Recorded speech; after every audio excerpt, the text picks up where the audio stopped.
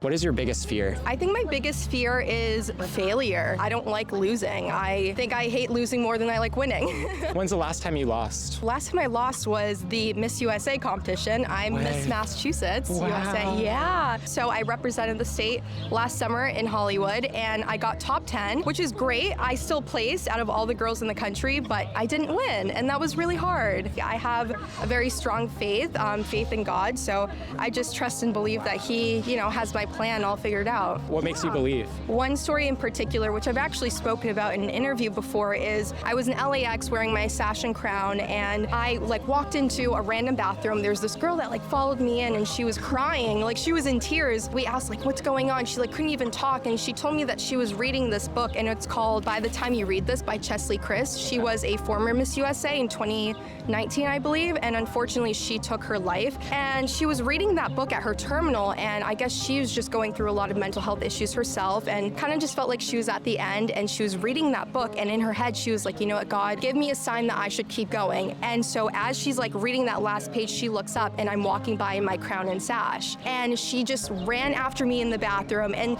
just hearing that story, being in that moment, in that place where I'm at the biggest high of my life, I'm there's no reason why I shouldn't believe and trust in God's plan for me and others. He placed me there at that moment for that girl, even though it had nothing to do with me. There's just something in me at that very point where I was like, what, from this moment on with my journey, not just with pageantry, I just have to trust His plan and just keep going through, because I never know what rooms I'll be in or who I'll meet. That's my story of my faith. Wow. Thank you so much. Thanks. So good to meet you. You too. This is so cool.